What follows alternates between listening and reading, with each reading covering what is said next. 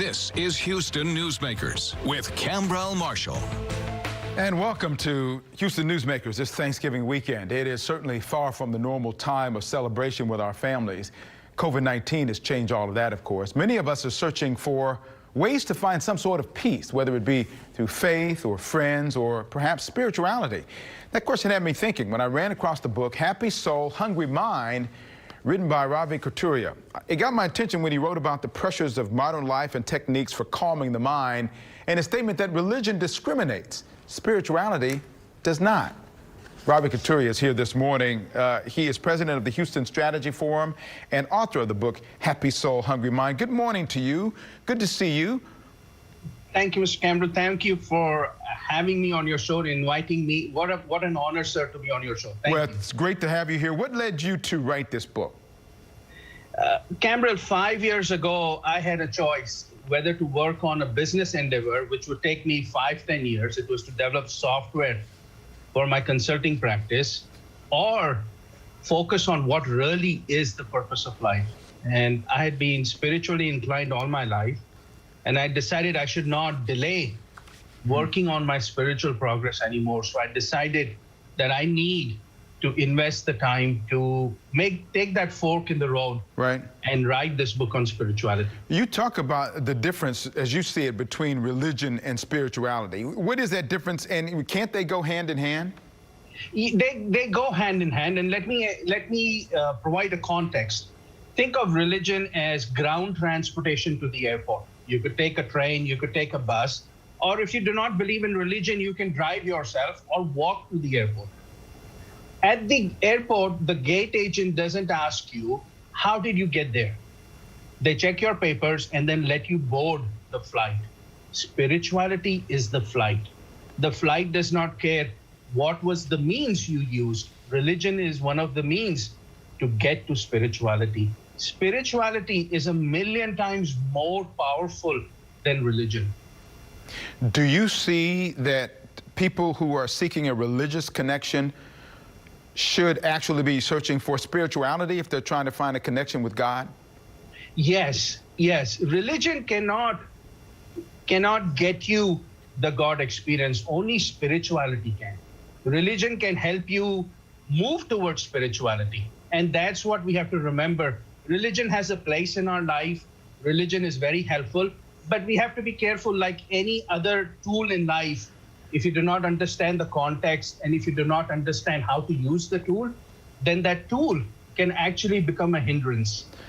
These days, I think everyone is certainly under a tremendous amount of stress and angst and searching for ways to find a inner peace, if you will. Yeah. What do you say to those people who are trying to find that and may want to search for some level of spirituality to make that happen? How does that happen? How does one take those steps? Yes, what a beautiful question, sir.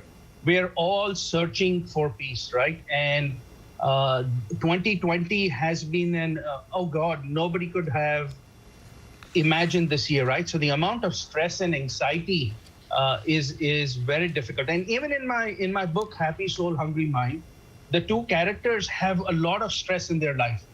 So spirituality is practical. It is here to help us in our day-to-day life, center us, and get ourselves closer to peace. I released a video on my website and YouTube, 18 steps to reduce stress.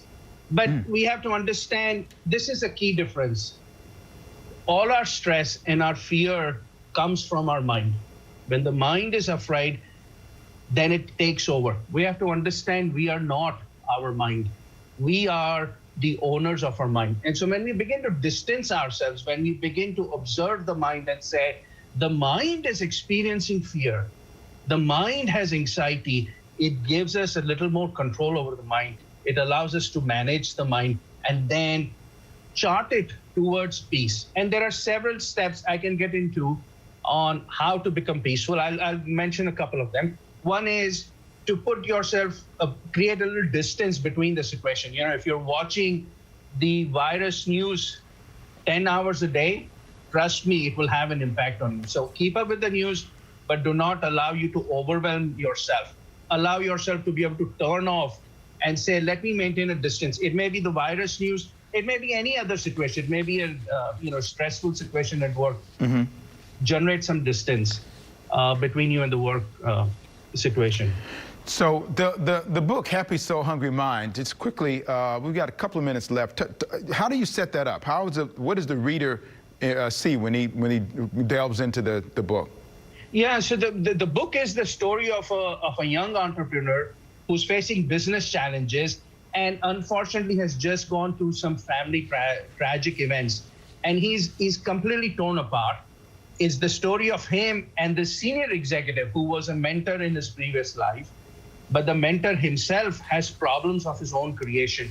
So it's a series of contentious conversations and debate between these two men about life, about spirituality, about religion, about how to find peace in their situations. And the story takes you along. It's a very emotional story, but it's a humorous story. You get to understand the two men and their struggles, but it gives us lessons. And most importantly, the book shares spiritual truths that can help this world peaceful and raise the quality of our life. And what do you want people to get from this book? What do you want them, when they get done with it, how do you want them to be impacted?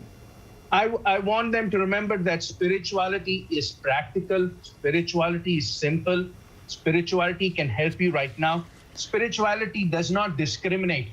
And at the end of the day, our purpose in life is to find and experience that peace within. We have an ocean of peace within that we must experience. If we do that, our quality of life can go up way higher. The book is Happy Soul, Hungry Mind. Ravi Kathuria, thank you for your time this morning and providing us with this great food for thought after Thanksgiving. We appreciate you. Thank you. Thank you, sir. Thank you for having me. Happy Thanksgiving. Same to you.